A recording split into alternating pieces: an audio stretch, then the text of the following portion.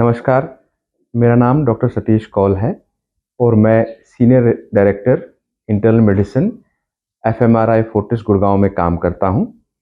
आजकल पिछले कुछ दिनों से न्यूज़पेपर्स में, टीवी पे, मीडिया पे खूब चर्चा है एक नए वायरस की, ह्यूमन मेटानिमो वायरस, जो कि बच्चों में, खासकर 5 साल से कम की उम्र के बच्चों में इन्फेक्शन करता है, जो कि जिसके लक्षण अगर देखे जाएं तो ये कॉमन कोल्ड या फ्लू से डिफरेंट नहीं है। जैसे उसमें बच्चों को खांसी, सर्दी, जुकाम, बुखार, बदन में दर्दें होती हैं, वैसा इस वायरस में भी होता है। और कुछ लोगों में ये इन्फेक्शन छाती में भी जाता है और निमोनिया भी करता है। तो हमारे को इस वायरस के प्रति इतना घबराने की कोई ज़रूरत नहीं है। पहली बात, ये वायरस नया नहीं है, ये पिछले काफ़ी सालों से देखा जा रहा है। हमारे पास भारत देश का डेटा तो नहीं है, बट अमेरिका, उसमें देखा गया है कि हर साल लगभग 20,000 पेशेंट भर्ती होते हैं इस वायरस को लेके अस्पतालों में। तो ये 1950 से चलता आ रहा है, ये आज का नया तो है नहीं।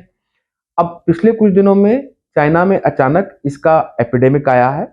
एपिडेमिक मतलब कुछ ज़्यादा पेशेंट देखे गए हैं जो अस्पतालों में भर्ती हुए हैं, स्पेशली खासकर छोटे बच्चे, 5 साल से कम उम्र के बच्चे जो होते हैं वो, वृद्ध लोग जिनकी उम्र 65 साल से ज़्यादा होती है, वो लोग जो किसी भी किस्म की कीमोथेरेपी, कैंसर की ट्रीटमेंट ले रहे हैं, जिनका इम्यून सिस्टम कमज़ोर है, पोरली कंट्रोल डायबिटिक्स हैं, हार्ट के मरीज़ हैं, फेफड़े की तकलीफ़ें हैं, उन लोगों में ये वायरस थोड़ा गंभीर रूप धारण कर लेता है, जैसे कि निमोनिया या खांसी। ऐसी स्थिति में आप अपने डॉक्टर से मिलें, घबराने की कोई ज़रूरत नहीं है। इसमें ऐसा कोई विशेष चीज़ नहीं नहीं देखी गई है इस वायरस में जिससे हमें घबराने की ज़रूरत है।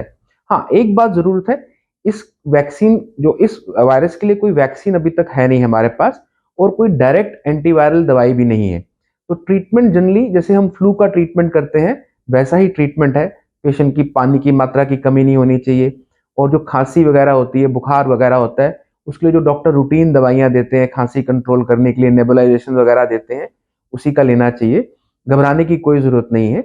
टेस्ट बड़ा सिंपल है, जैसे बाकी वायरस के लिए, फ्लू के लिए हम पीसीआर करते हैं, इसमें भी एक पीसीआर का टेस्ट है, बट ऐसा कोई खास घबराने वाली बात है नहीं इस वायरस पे जिसको लेके हम इतना घबराइए।